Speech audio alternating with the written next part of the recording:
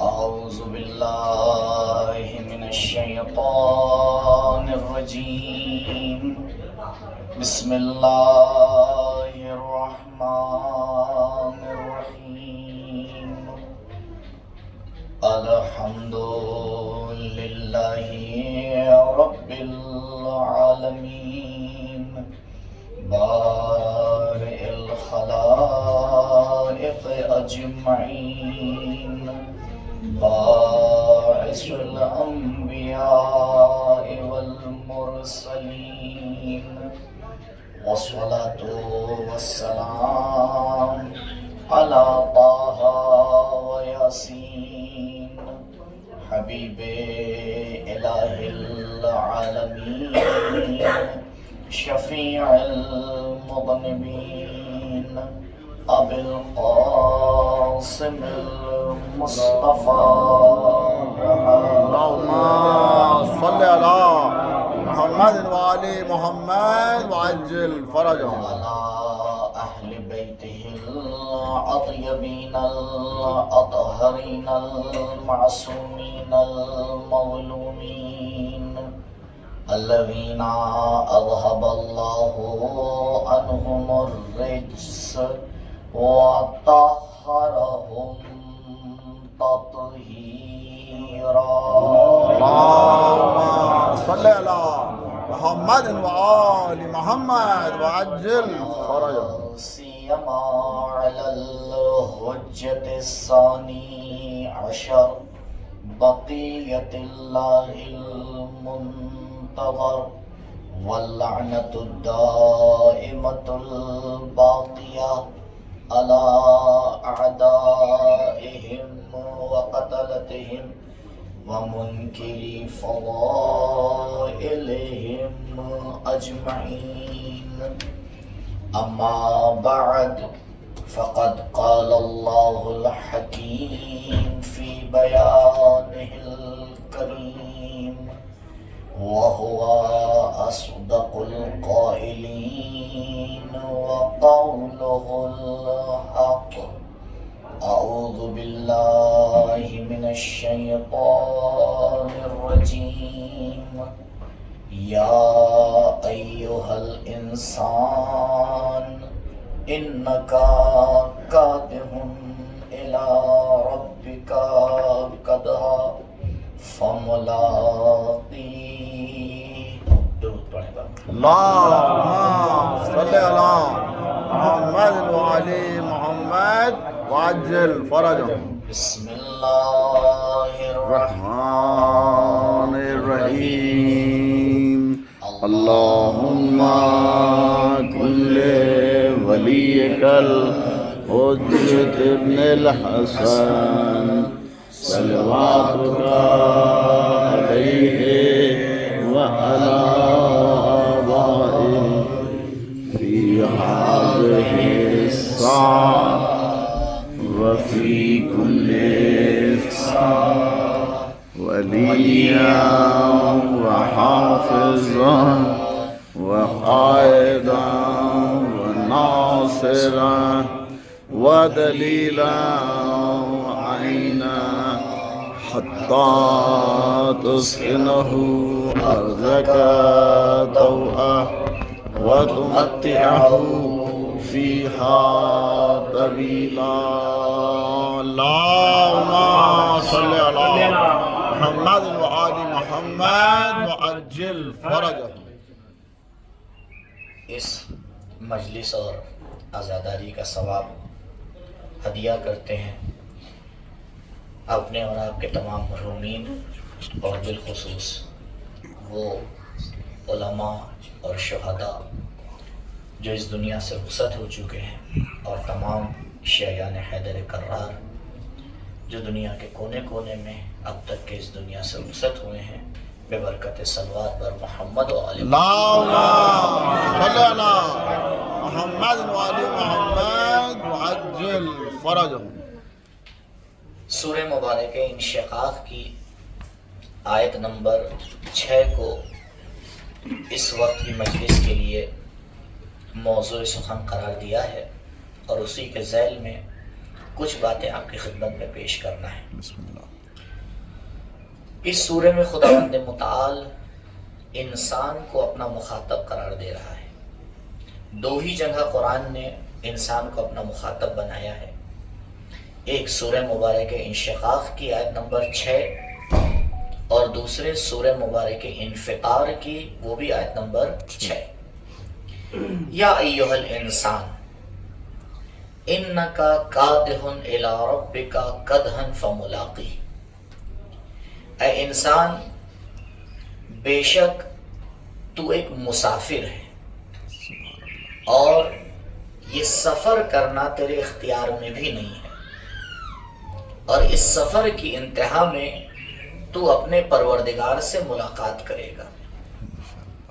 بخوبی آپ کے لیے واضح ہو گیا ہوگا کہ اس آیت کا انتخاب میں نے کیوں کیا، کیونکہ پروردگار اس آیت میں انسان کی ایک حقیقت کو بیان کر رہا ہے، اور وہ ہے اس کا مسافر ہونا۔ سبحان اللہ۔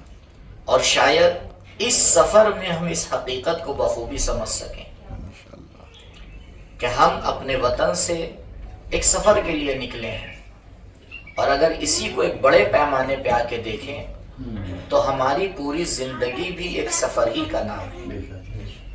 بس یہاں اپنے وطن سے نکلتے ہیں تو تمنا یہی ہوتی ہے کہ صحیح سلامت اپنے وطن واپس چلے جائیں، لیکن جو زندگی کا سفر ہے اس میں انسان ایک مجازی وطن میں آتا ہے اور ایک حقیقی وطن کی طرف جانے کا انتظام کرتا ہے۔ یہ دو سفر ہیں، اور اس سفر کے اوپر ہمیں چند باتوں کا خیال رکھنا ہے۔ پہلا مسئلہ، زیارت پر کوئی بھی انسان بغیر توفیق کے نہیں آ سکتا، یہ طے شدہ بات ہے۔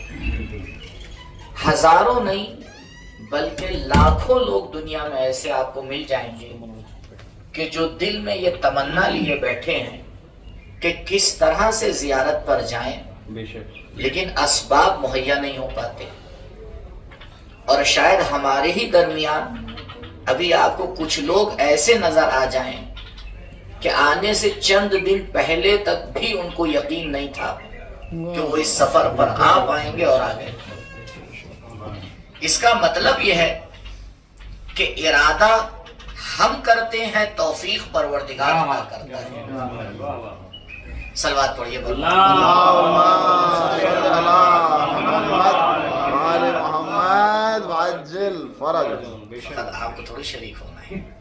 اللہم صل علی محمد وآل محمد وعجل اس فرجہ۔ ذکر میں تو پوری کائنات شریک ہوتی ہے۔ بے شک، سبحان اللہ سبحان اللہ۔ لیکن مسئلہ یہ نہیں ہے کہ پروردگار نے ہمیں توفیق دی، اور بے شک جائے شکر ہے پروردگار کا کہ اس نے ہمیں توفیق دی کہ اس سفر پر آئیں۔ تو سفر پہ آنے کی توفیق پروردگار اہل بیت کے ذریعے عطا کرتا ہے، لیکن سفر میں جو حاصل کرنا ہے وہ ہمارے اور آپ کے ہاتھ میں ہے۔ پروردگار نے ہمارے لیے ایک موقع فراہم کر دیا ہے کہ اے علی کے چاہنے والوں، اے حسین پر رونے والوں، ہم تمہارے لیے ایک موقعیت فراہم کر رہے ہیں۔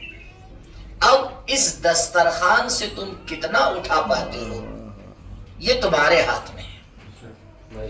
کوئی آتا ہے صرف حرم کی چکا چوند کو دیکھ کے چلا جاتا ہے، کوئی آتا ہے زائروں کی بھیڑ کو دیکھ کے چلا جاتا ہے، کوئی آتا ہے نجف سے کربلا تک لگے ہوئے دسترخوانوں کی مٹھاس میں اور اسی میں کھو کے چلا جاتا ہے، کوئی آتا ہے اس سوچ میں چلا جاتا ہے کہ کل جب واپس جائیں گے تو ہمیں بھی زائر کہا جائے گا۔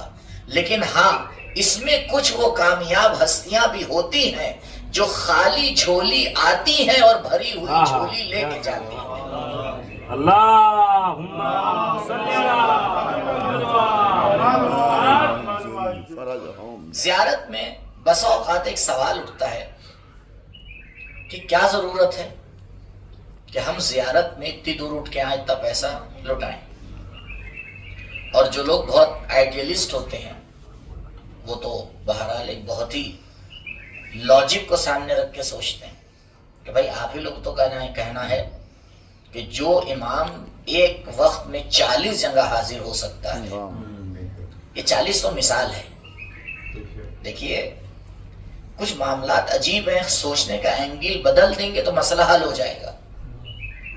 کسی شخص نے پوچھا حجت ناطق امام جعفر صادق اللہم صلی علی محمد وعلی محمد وعجل فرجهم کہ مولا یہ بتائیے تمام انسانوں کی روح ملک الموت ہی قبض کرتے ہیں؟ واہ واہ تو اس نے کہا یبن رسول اللہ یہ بتائیے یہ ایک ملک ایک ہی وقت میں اتنی جگہ کیسے چلا جاتا ہے؟ ایک ہی لمحے میں کم سے کم ابھی ہم اور آپ جو باتیں کر رہے ہیں پتہ نہیں کئی لوگ اس دنیا سے رخصت ہو چکے، تو یہ کیسے ممکن ہے؟ تو مولا نے مثال دی. اب بہرحال بڑا مسئلہ ہو جاتا ہے کہ آفاق کی باتوں کو زمینی والوں کو سمجھانا، سبحان اللہ اور یہ انہی ہستیوں کا کمال ہے کہ یہ سمجھا لیتی ہیں، سبحان اللہ اور جو سبحان ان کے اللہ در سے وابستہ ہوتے ہیں وہی ان کی بات کو آپ تک پہنچا دیتے ہیں. سبحان تو اللہ مولا نے کہا اے انسان، اے شخص جو سوال کر رہا تھا کہ ملک الموت کے لیے یہ دنیا تمہاری ہتھیلی کی طرح ہے. جس طرح تم اپنی پوری ہتھیلی پر اختیار رکھتے ہو، ملک الموت کا پوری زمین پر اختیار ہے. سبحان اللہ تم اسے اپنی طرح کا انسان نہ سمجھنا کہ اگر وہ ایک جگہ جائے گا تو محدود ہو جائے گا. اور آپ جانتے ہیں کہ ملائکہ اہل بیت کے شاگرد ہیں. واہ واہ واہ واہ واہ تو جب ایک شاگرد کو پروردگار نے اتنا اختیار دیا ہے تب دنیا والوں کو یہ سوچنے میں کیوں پریشانی ہوتی ہے کہ علی ایک لمحے میں 40 جگہ چلے گئے ہیں؟ شک تو یہ ہونا چاہیے کہ جس کے اختیار میں پروردگار نے پوری کائنات دی ہے تو 40 تو عدد کے طور پہ بیان کیا گیا ہے، علی پوری کائنات میں ایک وقت میں موجود رہتے ہیں. درود پڑھیں پر اللہم صلی علی محمد وعلی محمد وعجل فرجهم حیدری یا علی محمد صلوات. اللہم صلی علی محمد وعلی محمد وعجل فرجهم. اب ان لوگوں کا کیا کہنا ہے جو لوگ اعتراض کرتے ہیں کہ بھئی آپ ہی تو کہتے ہیں کہ مولا ہر جگہ موجود ہے. تو آپ لکھنؤ میں اگر آپ کہیں گے السلام علیکہ یا امیر المومنین، اور آپ یہاں آگے زری کے پاس جا کے کہیں گے کیا فرق ہے؟ جیسے وہ وہاں موجود ہے یہاں بھی موجود ہے، اس میں تو کوئی شک ہی نہیں.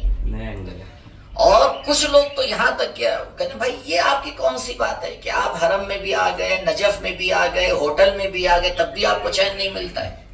جب تک کہ جا کے دری کی چوکھٹ کو ہلا نہ دیں تب تک یقین ہی نہیں ہوتا ہے کہ زیارت ہوئی ہے.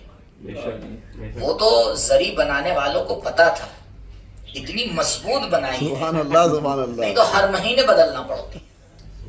کیونکہ ہم لوگ جب تک، کیونکہ بہرحال یہ ایک عقیدہ ہے کہ ہاتھ پہنچنا چاہیے اور چومنا چاہیے، ٹھیک ہے ہاں، لیکن ایک شرط پہ کہ واجب کے بدلے کوئی حرام نہ ہو جائے. سبحان اللہ بھائی زری تک پہنچنا کوئی بھی فقی آپ لے آئیے کوئی واجب کا فتویٰ نہیں دے گا، زیادہ سے زیادہ سب کہیں گے مستحب ہے. اور مومن کو ایذا پہنچانا تمام روایات کہتی ہیں کہ حرام ہے. واہ واہ واہ تو یہ تو نہیں ہو سکتا کہ انسان ایک مستحب کرنے چلے اور آئے اس کے بدلے میں کوئی اور حرام کر جائے. بالکل اسی طرح سے کہ سود کا پیسہ کما کے کوئی عزاداری میں لگا دے. کیا کہنا ہے، واہ واہ واہ واہ سبحان اللہ سبحان اللہ. یہ کون سی بات ہو گئی؟ یہ تمام نکات کو ہمیں غور کرنا چاہیے. تو اب ان کا کہنا یہی ہے کہ بھئی کیا بات ہے، آپ لوگ اتنی دور جاتے ہیں، اتنی مشقتیں اٹھاتے ہیں، یہ سب کرتے ہیں. تو میں نے ان سے ایک سوال کیا، میں نے کہا یہ بتائیے محبت اگر دل میں رہ جائے تو آپ مانیں گے؟ محبت اگر دل میں رہ جائے تو کوئی معشوق عاشق کی بات کو مانتا ہی نہیں جب تک عاشق اس کا اظہار نہ کرے. اظہار کرنے کے الگ الگ طریقے ہوتے ہیں. کوئی اظہار میں غزلیں لکھتا ہے، کوئی اظہار میں آسمان کے ستارے توڑتا ہے، کوئی اظہار میں کہیں چلا جاتا ہے. نبی کے زمانے میں آپ نے دیکھا، صلوات پڑھیے، اللهم صل على محمد وآل محمد وعجل فرجهم. آپ نے دیکھا کہ ایک چڑیا یعنی چڈھا بلکہ اپنی چونچ سے ایک بہت بڑے پہاڑ کو جو اس کے اوپر نوک مار رہا تھا، تو حضرت سلیمان کو ادھر سے گزر ہوا تو انہی نے دیکھا، کہا کیا کر رہے ہو؟ کہا پہاڑ کو توڑ رہا ہوں، دیکھ رہی نا اللہ کے نبی؟ کہا وہ تو میں دیکھ رہا ہوں، لیکن میرا سوال ہے کہ کیوں یہ کام کر رہے ہو؟ کہا بس ایک مسئلہ پیش آ گیا ہے، اس لیے میں اس پہاڑ کو توڑ نہیں رہا ہوں، مجھے اس پہاڑ کو پورا یہاں سے اٹھا کے وہاں لے کے جانا ہے. سبحان اللہ. تو جناب سلیمان مسکرائے، کہا وجہ کیا ہے جو تم یہ کام کرنا چاہ رہے ہو؟ کہا چڑیا نے مجھ سے وعدہ لیا ہے کہ جس دن یہ پہاڑ یہاں سے ہل کے وہاں چلا گیا اس دن میں تم سے شادی کر لوں گی. اللہ کا نبی مسکرایا، کہا واقعا تم چاہتے ہو کہ یہ کام کرو؟ کہا مجھے پتا ہے نہیں کر پاؤں گا، لیکن مجھے اپنی محنت کرنا ہے تاکہ کل میں دنیا کو یہ بتا پاؤں کہ میں نے اپنی محنت کی، کام ہو یا نہ ہو. بس جیسے ہی اللہ کے نبی نے یہ سنا، مسکرائے اور ایک اشارہ کیا، پہاڑ اپنی جگہ سے اٹھ کر دوسری جگہ پہ چلا گیا. تو جب ایک جانور کی محبت ایک پہاڑ کو ہلا سکتی ہے تو اگر انسان اہل بیت سے محبت کر لے تو اسے کہیں سے کہاں پہنچا سکتا ہے. کہا یہ پیدل آنا، یہ زیارت پہ آنا، یہ خرچہ کر کے آنا، اپنے آپ کو مشقت میں ڈالنا، ہمیں پتا ہے یہ ہستیاں ہر جگہ موجود ہیں، لیکن یہ ہماری اظہار محبت ہے ان ہستیوں کے سامنے. ہم یہ بتانا چاہتے ہیں کہ مولا اگر ہمارے اوپر پڑ جائے تو ہم آپ کے لیے اتنا کرنے کو تیار ہیں، آپ حکم دیجئے سر آپ کے قدموں میں رکھا نظر آئے گا. درود پڑھیں پر محمد اللهم صل على محمد وآل محمد وعجل فرجهم. لہذا انسان یہاں اپنے اعتقادات کو، اپنی محبت کو، اس کا اظہار کرنے کے لیے آتا ہے. بے شک. آپ دیکھیں اسی لیے روایات میں کہا گیا ہے کہ افضل عمل وہ ہوتا ہے جس میں مشقت زیادہ ہوتی ہے. امام حسن مجتبی علیہ السلام صل على محمد وآل محمد وعجل فرجهم. مولا نے بعض روایات کے اعتبار سے 24 حج پیدل کیے، 24 حج پیدل کی، اور مدینے سے مکے کا راستہ اس سے کہیں ڈبل ٹبل ہے. اور لوگ راستے میں کہتے بھی تھے کہ مولا بیٹھ جائیے، سوار ہو جائیے، مولا پیدل ہی جاتے تھے. تو لوگ جب بہت اصرار کرتے تھے تو وہ فرماتے تھے کیا تم نہیں چاہتے ہو کہ پروردگار مجھے اپنی عبادت میں سختیوں کو برداشت کرتا ہوا دیکھے؟ تو یہ نہ صرف عقلی دلیل موجود ہے بلکہ روایات بھی اس کام کی تائید کرتی ہیں اور یہ علماء کی سیرت رہی ہے. دوسری روایات امام سے آپ کی خدمت میں عرض کرتا ہوں، ایک مرتبہ صلوات پڑھیں. اللهم صل على محمد وآل محمد اس وعجل روایت کے پس فرجهم. منظر میں ایک چیز ذہن میں رکھیے گا، اور وہ بھی روایات کی پس منظر میں ہے کہ مولا کائنات اور رسول خدا علیہ السلام اللهم صل على محمد وآل محمد وعجل فرجهم. امت کے باپ ہیں. یہ مختلف روایات میں آیا، انا وعلی ابوا هذه الامہ، میں اور علی اس امت کے باپ ہیں. یہ پس منظر ذہن میں رکھیے گا.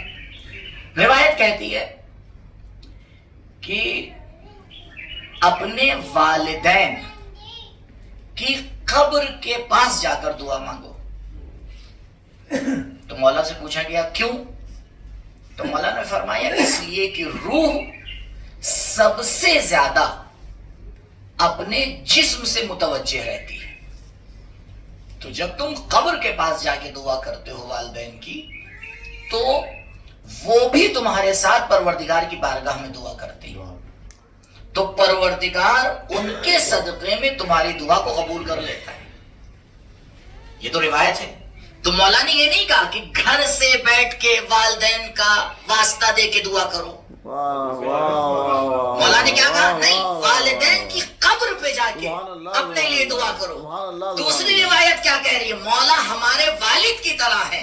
جب ان دونوں روایت کو ملائیں گے تو نتیجہ نکلتا ہے کہ دیکھو انڈیا میں بیٹھ کے دعا نہ کرنا، آؤ علی کی قبر کے پاس آؤ جو تمہارے حقیقی والد ہیں. جب یہاں دعا کرو گے تو علی بھی تمہارے ساتھ دعا کریں گے. درود پڑھیں محمد وآل محمد وعجل فرجهم. لہٰذا یہ جو بعض اوقات ذہنوں میں سوال آتے ہیں، اس لیے میں نے سوچا کہ آج پہلے دن آپ کی خدمت میں ان باتوں کو عرض کر دوں.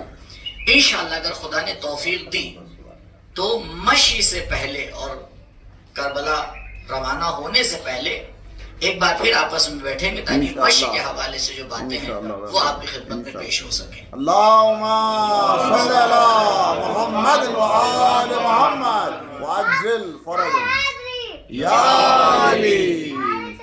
اللہم صلی علی محمد وآل محمد وعجل فرجهم.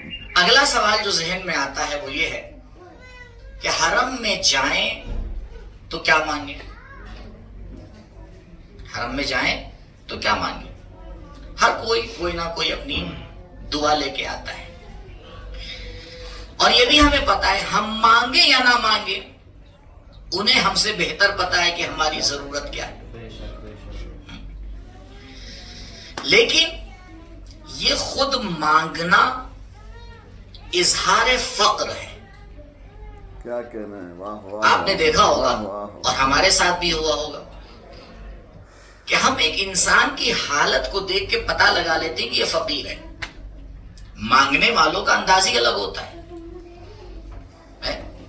لیکن ہر مانگنے والا ایکسپرٹ نہیں ہوتا. کیا کہنا ہے؟ واہ واہ واہ. پروفیشنل فقیر بننے میں بھی ایک وقت لگتا ہے، ایسے تھوڑی. اور آپ بھی جانتے ہیں کہ پروفیشنل فقیر اسے کہتے ہیں جو بالکل یقین کے ساتھ آتا ہے اور کہتا ہے لیے بغیر تو جاؤں گا ہی نہیں. دنیا میں جن چیزوں کو نقص سمجھا جاتا ہے وہ علی کی بارگاہ میں کمال ہو جاتی ہے. کیا کہنا ہے؟ واہ واہ واہ واہ. سبحان اللہ سبحان اللہ. اگر ہم اس یقین سے اس بارگاہ میں جاتے ہیں کہ مولا ہمیں یقین ہے، مانگنا ہمیں ہے، دینا آپ کو ہے، بس آپ انتظار یہ کر رہے ہیں کہ ہم اپنے فقر کا اظہار کریں تاکہ آپ اپنی سلطنت کا اظہار کریں. بس اظہار کی دیری ہوتی ہے. ادھر فقیر اپنے فقر کا اظہار کرتا ہے، ادھر عطا کرنے والا اتنا عطا کر دیتا ہے کہ اب کسی دوبارہ در پہ جانے کی ضرورت ہی نہیں پڑتی. درود پڑھیں پر اللہم صلی علی محمد وآل محمد وعجل فرجهم. کیا کہنا ہے؟ مولا کے سامنے جب حاتم کی تعریف کی گئی کہ مولا حاتم طائی بہت بخشتا ہے، بہت دیتا ہے، تو مولا نے کہا کیا ہے ذرا سی اس کی تعریف بتاؤ. کہ مولا 7 دروازوں سے دیتا ہے، ایک پہ جاؤ دیتا ہے، دوسرے پہ جاؤ پھر دیتا ہے، تیسرے پہ جاؤ پھر دیتا ہے. تو مولا نے کہا بخشش کا تقاضا یہ ہے کہ پہلے دروازے پہ اتنا دے دے کہ دوسرے پہ جانے کی ضرورت ہی نہ پڑے.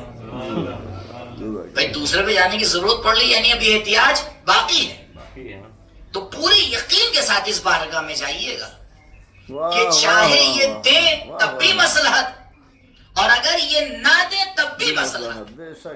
کیوں؟ کیونکہ ہم ان کے سامنے بچوں کی طرح ہیں. بچے کی ذمہ داری مانگنا ہوتا ہے، لیکن والدین ہر چیز کو دیا نہیں کرتے ہیں، پہلے بچے کی مصلحت کو دیکھتے ہیں اس کے بعد عطا کرتے ہیں. یہ تو بڑے ہو کے سمجھ میں آتا ہے کہ اگر والدین نے دیا تب بھی صحیح تھا اور اگر نہیں دیا تب بھی صحیح تھا. درود پڑھے پر محمد.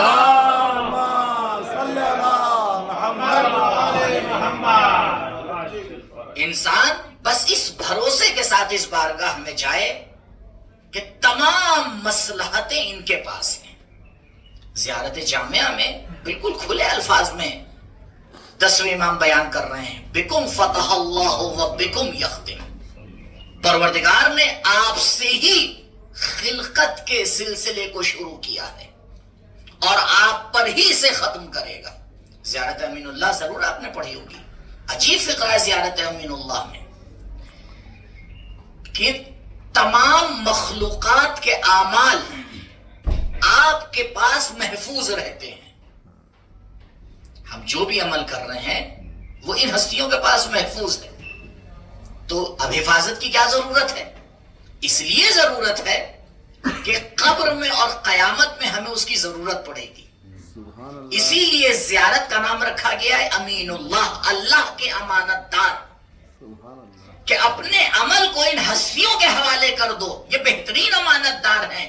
جہاں جہاں تمہیں ضرورت پڑے گی اس سے بہتر تمہیں پلٹا کے دیں گے کہ دیکھو تم نے فلاں سن میں ہمارے حرم کی زیارت کی تھی، یہ اس کا بدلہ ہے. تم نے فلاں زائر کی مدد کی تھی، یہ اس کا بدلہ ہے. تم نے فلاں زائر کو سہارا دیا تھا، یہ اس کا بدلہ ہے. تم بھول چکے ہو لیکن علی یاد رکھ دے.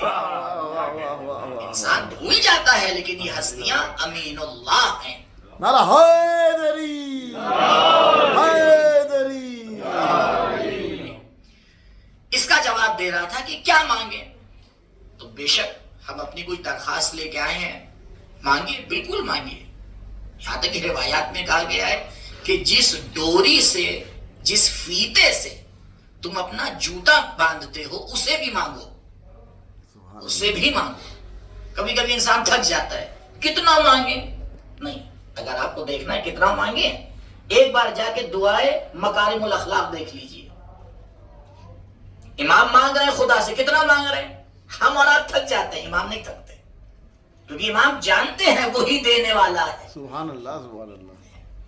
تو اگر ہم تھک جائیں تو پھر دینے والے کا کیا قصور ہے؟ ہمیں تو پہلی اور آخری دعا رمضان کی طرح نہ ہو جائے، اللہم ادخل علی اہل القبور السرور. میں نے دعا کی ہے رمضان میں، آپ کیا کہتے ہیں اس کے بعد؟ الہی آمین. لیکن جب آمین کہتے ہیں تو چھتیں اڑ جاتی ہیں، اور جب آخری والے فقرے تک پہنچتے ہیں تو جیسے لگتا ہے پبلک اتنا تھک گئی ہے کہ اب آمین کہنے کا دل نہیں چاہ رہا. تو جہاں 12-14 دعاؤں میں مانگنے والا تھک جائے، کیا کہنے، واہ واہ واہ. وہاں یہ کیوں آ کے اعتراض کیا جاتا ہے کہ ہم مانگ رہے ہیں مل نہیں رہا ہے؟ سبحان اللہ، سبحان اللہ. پہلے تو مشکل ادھر سے ہے کہ مانگنے کا کتنا حوصلہ ہے. آپ دیکھیں خدا نہ خواستہ کسی گھر میں کوئی وینٹیلیٹر پر ہو، آپ بتائیے وہ کیسے مانگے گا؟ وہ ایسے ہی مانگے گا. پھر وہ کیا دیکھتا ہے کہ کون میرے رونے کو دیکھ رہا ہے، کون میرے مانگنے کو دیکھ رہا ہے، کون میرے کپڑوں کو دیکھ رہا ہے، کون میری اداؤں کو دیکھ رہا ہے. وہ سب کچھ بھول جاتا ہے. کیوں؟ کیونکہ یہ حقیقت میں اس وقت سائل اور فقیر ہے. ابھی یہ جانتا ہے کہ اگر اب نہیں مانگا تو فرصت ہاتھ سے چلی جائے گی. زائروں یاد رکھیے کوئی ضروری نہیں ہے کہ ہم اور آپ دوبارہ زیارت پہ آ جائیں. شاید یہ ہماری زندگی کی آخری زیارت ہو، شاید اس وقت ہمارا حرم میں جانا آخری جانا ہو. تو ایسے مانگیے گا کہ جب تک عطا نہ ہو جائے ہلیے گا نہیں. درود پڑھے اللہم صلی اللہ محمد وآل محمد وعجل فرجہ. تو جو بھی مانگنا ہے آپ کو اختیار ہے، لیکن میرے استاد محترم پروردگار ان کے درجات کو بلند کرے. اللہ آمین، اللہ آمین. یہاں ہمیں برادر عزیز بھی بیٹھے ہیں، اچھی طرح سے ان کو جانتے ہیں، مرحوم آیت اللہ مہندسی. تو ایک بار خدا نے توفیق دی تھی، عرفہ کی زیارت میں ان کے ساتھ آیا تھا، یعنی گھر سے گھر تک ساتھ میں تھا ان کے. تو وہ بہرحال عجیب سفر تھا. تو اس میں انہوں نے ایک جملہ کہا تھا، یہی حرم میں جب پہنچے ہم لوگ تو میں انہی کے پاس کھڑا ہوا تھا. وہ زیارت پڑھ رہے تھے، میں کھڑا ہوا تھا. ہم نے کوئی استاد پڑھ رہا ہے، ٹھیک ہے ہم سائڈ میں کھڑے، انہی کے صدقے میں قبول ہو جائے گی. تو جب باہر نکلنے لگے تو انہوں نے مجھ سے سوال کیا، کیا مانگا؟ تو میں نے کہا کچھ نہیں. کہیں کیوں؟ ہم نے کہا میں تو آپ کے ساتھ تھا، میں نے تو نیت یہ کی تھی کہ آپ جو کر رہے ہیں وہ میں بھی وہی کر رہا ہوں. تو مسکرائے، کہنے کہ حقیقت یہی ہے. شب جمعہ آج انشاءاللہ یا آپ دعائے کمیل پڑھ چکے ہیں یا حرم میں جا کے پڑھیں گے، یعنی اس سے بہتر وقت ہمیں آپ کو نہیں ملے گا. شب جمعہ ہو، مولا کا حرم ہو، 40 نزدیک ہو اور ہم جا کے دعائے کمیل پڑھیں، اس سے بہتر توفیق کہاں مل سکتی ہے. تو کہنے لگے دعا میں نیت یہی کرنا چاہیے کہ مولا آپ نے جو خدا سے مانگا ہے ہم بھی وہی مانگ رہے ہیں. ہمیں کیا پتا اس جملے کا مطلب کیا ہے؟ تو پھر انہوں نے ایک جملہ کہا کہ دیکھو جب حرم میں جاؤ تو ہر چیز تو مانگنا ٹھیک ہے، لیکن ایک چیز ضرور مانگو، اور وہ یہ ہے کہ امام سے امام کو مانگو،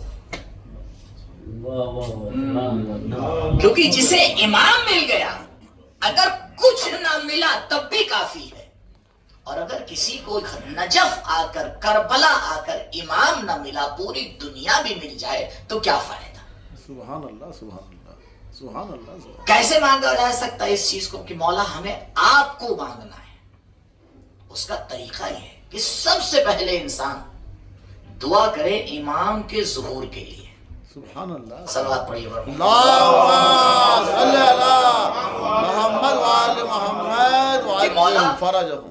ہم اس دنیا کی حکومتوں سے تھک چکے ہیں، ہم نے طرح طرح کی حکومتیں، طرح طرح کے لوگ، طرح طرح کے قانون دیکھے ہیں، ہم ان سے تھک چکے ہیں، اور اب ہمارے درد کی ایک ہی دوا ہے، بے شک اور وہ دوا یہ ہے کہ آپ آ جائیے۔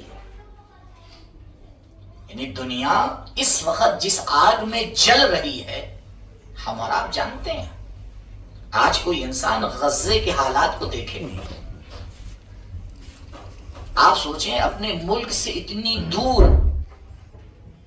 ہے، ہمارے اور آپ کے لیے ہر وقت کا کھانا کتنی آسانی سے مہیا ہے، اور اس میں بھی ہم یہ بات کا خیال نہیں کر پاتے کہ اسراف نہ ہو۔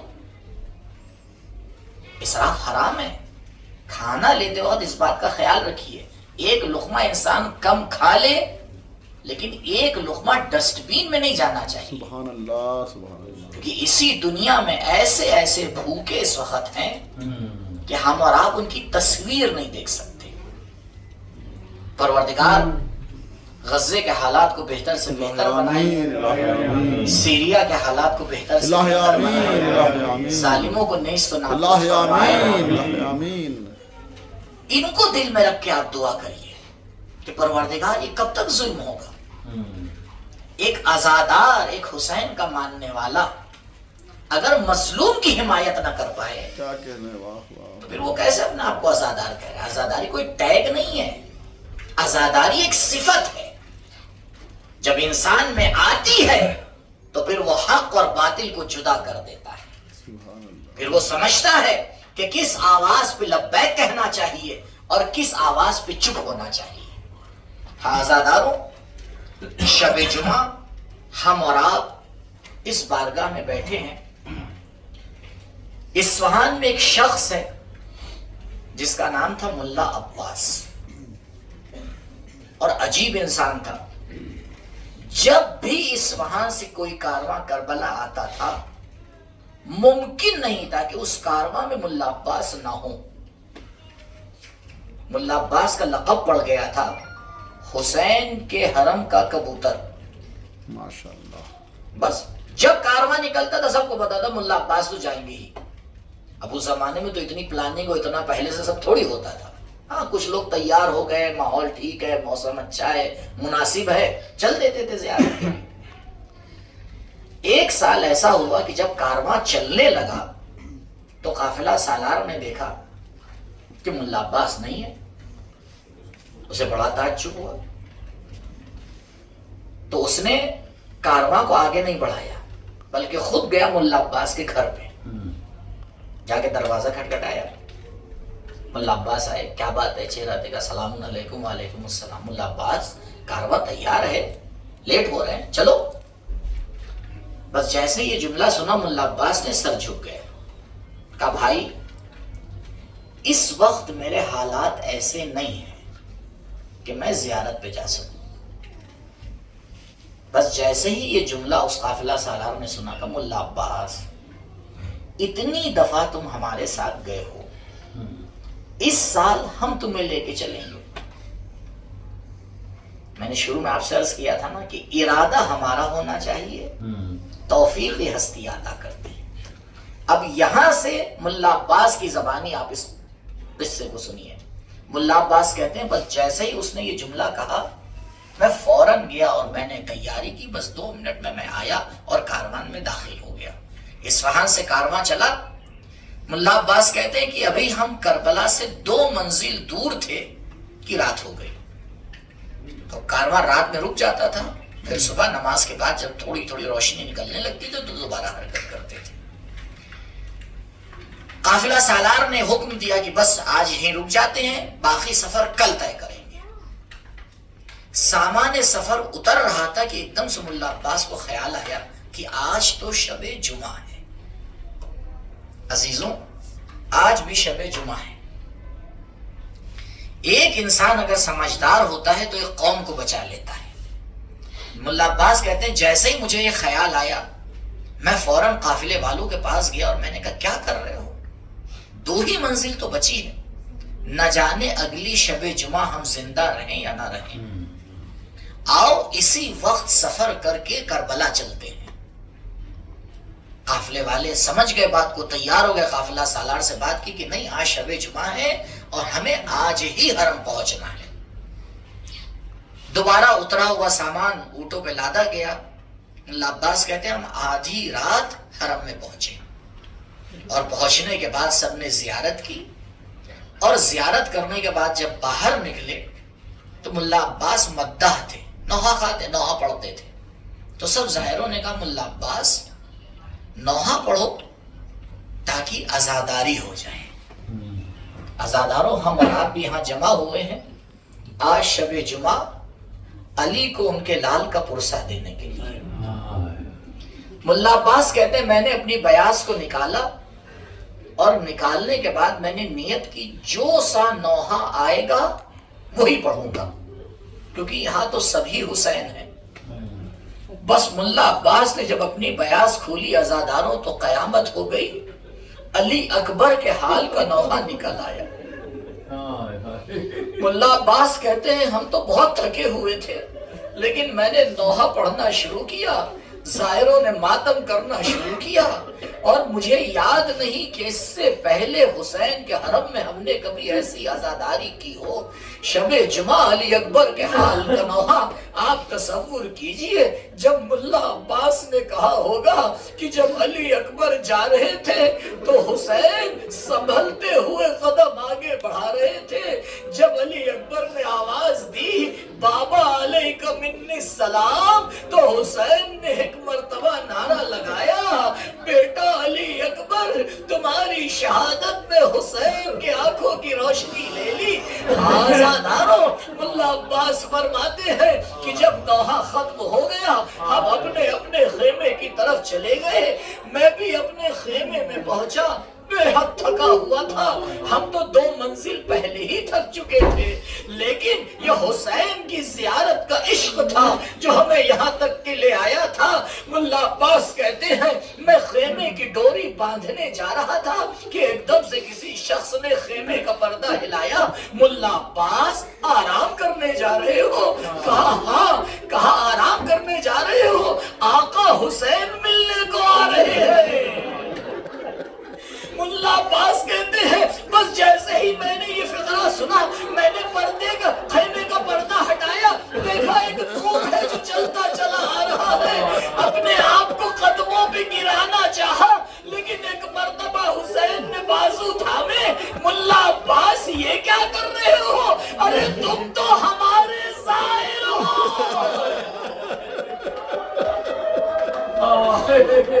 یہ آقا کا احترام ہے کہ اپنے زائر کو جھکنے بھی نہیں دیتے ہیں. ملا عباس ایک مرتبہ فرماتے ہیں میں نے کہا آقا حکم دیا ہوتا غلام خود حاضر ہو جاتا، آپ نے کیوں زحمت فرمائی؟ میری مولا نے کہا ملا عباس ہمیں تم سے 3 باتیں کہنا تھی اس لیے ہم آئے ہیں. ہاں آقا فرمائیے. ملا عباس صبح جب زائروں سے ملاقات کرنا تو ان سے کہنا کہ حسین نے کہلوایا ہے جو ہماری زیارت پہ آتا ہے ہم ضرور اس کی زیارت پہ آتے ہیں. اللہ اکبر. حسین کسی کے بھی کام کو اس طرح نہیں چھوڑتے ہیں. ملا عباس نے کہا مولا آپ کو پیغام پہنچا دیا جائے گا. کہا ملا عباس دوسرا پیغام اصفہان میں رہنے والوں کے لیے ہے. ہاں مولا فرمائیے. دیکھو جب اصفہان واپس جا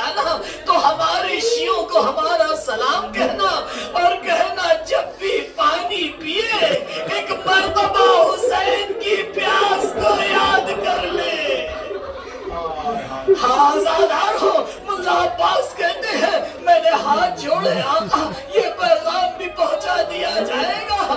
ملا عباس تیسری بات ہمیں تم سے کہنا ہے۔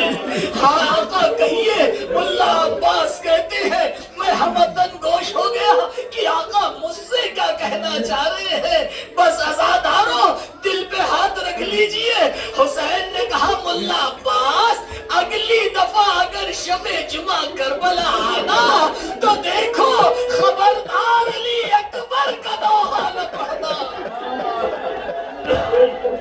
دیکھو علی اکبر کا دوہا نہ پڑھنا۔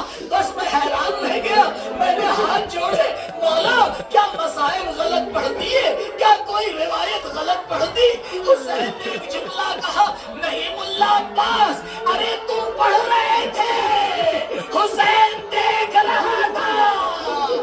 مولا تو کیا بات ہے جو آپ منع کر رہے ہیں؟ ملا عباس تمہیں نہیں معلوم، ارے شب جمعہ میری ماں زیارت کو آتی ہے۔ آج جب تم نوحہ پڑھ رہے تھے زہرا حرم میں موجود تھی، جب سے تم نے علی اکبر کے حال کا نوحہ پڑھا ہے میری ماں کو غش آ گیا ہے۔ بس ہاتھ جوڑ کے ایک جملہ کہوں گا، بی بی ملا عباس نے اکبر کا نوحہ پڑھا، آپ کو غش آ گیا، ارے ہائے ثانیہ زہرا جو کربلا میں منظر دیکھتی رہی اور صبر کرتی رہی، جب اکبر کا جنازہ آیا زینب نے یہی کہا پروردگار علی اکبر کی قربانی دی ہے تاکہ بھیا سلامت رہے۔ ارے زینب کو کیا معلوم تھا زینب کی آنکھوں کے سامنے شمر کا خنجر ہوگا، حسین کا گلا ہوگا۔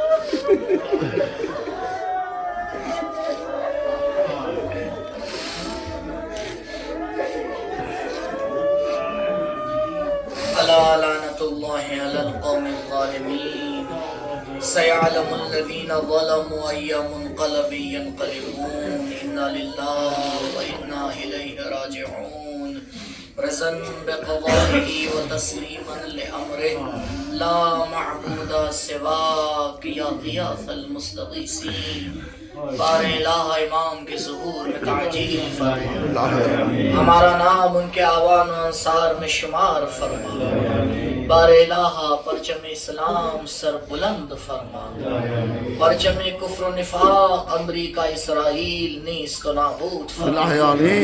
میرے معبود تیری توحید کو ماننے والے اس دنیا میں جہاں جہاں بھی آباد ہیں ان کی جان مال عزت و آبرو کی محافظت فرما، روضہ مقدسہ کی حفاظت فرما، بقی کے تعمیر کے اسباب مہیا فرما، حکومت اسلامی کی محافظت فرما، پروردگار علماء اعلام کا سایہ ہمارے سروں پہ باقی رکھا، پروردگار رہبر معظم آیت اللہ العظمہ خامنئی مرجع تقلید آیت اللہ العظمہ سیستانی کی حفاظت فرما، پروردگار بیماروں کو شفاء عاجل و کامل عنایت فرما، مرحومین پر اپنی رحمت خاصہ کا نزول فرما، ہمارے گناہوں کی بخشش فرما، ہماری دعاؤں کو عزاداری کو اپنی بارگاہ میں قبول فرما، پروردگار ہمارے اس سفر کو ہماری زندگی کا آخری سفر قرار نہ دے، الہی آمین بار الہ اس سفر کو سفر معرفت، سفر محبت، سفر عشق قرار دے الہی آمین بار الہ جو مرضی ہے تیری، جو تیرے اولیاء کی مرضی ہے، اسی مرضی کے سائے میں اس سفر کو اختتام پذیر فرما الہی آمین بار الہ محبت اہل بیت، عزاداری سید الشہداء تا قیامت ہماری نسلوں میں باقی رہے الہی آمین پروردگار ہم جو دعائیں اور حاجتیں لے کے تیری بارگاہ میں آئے ہیں پروردگار انہیں بحسن وجہ اپنی بارگاہ میں قبول فرما الہی آمین پروردگار ہمارے ملک کے حالات کو بہتر سے بہتر بنا دے الہی آمین ہمارے درمیان پیار محبت بھائی چارہ اتحاد کی فضا کو قائم فرما پروردگار جب ہم اس دنیا سے جائیں ایک ہاتھ میں قرآن دوسرے میں دامن اہل بیت الہی ہماری پہلی اور آخری دعا تیری بارگاہ میں یہی ہے امام کے ظہور میں تعجیل فرما ہمارا نام ان کے اعوان و انصار میں شمار فرما ربنا تقبل منا انکا انت السمیع العلیم ماتم حسین